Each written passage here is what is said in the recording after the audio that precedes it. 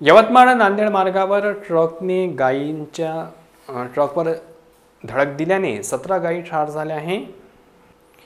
Hivari Hattie जवळील यवतमाळकडून नांदेडकडे जाणारा MH26 eddy 2379 ट्रकने सायंकाळी 5 वाजताच्या दरम्यान जंगलामधून चारा खाऊन घरी जाणाऱ्या गायीच्या कडपात ट्रक टाकल्याने 7 गायी जागीच चिरडली तर 16 जनावरे जखमी झाले।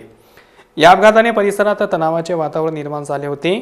चालकास सुखदेवराव साठे यांनी सुरक्षा दिली तर यवतमाळ ग्रामीण पोलीस स्टेशनचे ठाणेदार सुनील नाईक यांनी घटनेची गंभीरता लक्षात घेता संपूर्ण टीम घटनास्थळी रवाना केली। त्यामुळे येथील परिस्थिती नियंत्रणात आली। त्यामुळे कोणत्याही प्रकारची अनुचित घटना घडली नाही। या प्रकरणी यवतमाळ ग्रामीणचे पोलीस सुनील नाईक, रणजित जाधव, संजय राठोड, खुशाल राठोड, शहारे इत्यादींनी प्रामुख्याने बंदोबस्त दिला। या प्रकरणी ट्रक पोलीस स्टेशनला जमा करून चालकावर गुन्हा दाखल करण्यात आला असून पुढील तपास पोलीस करीत आहेत।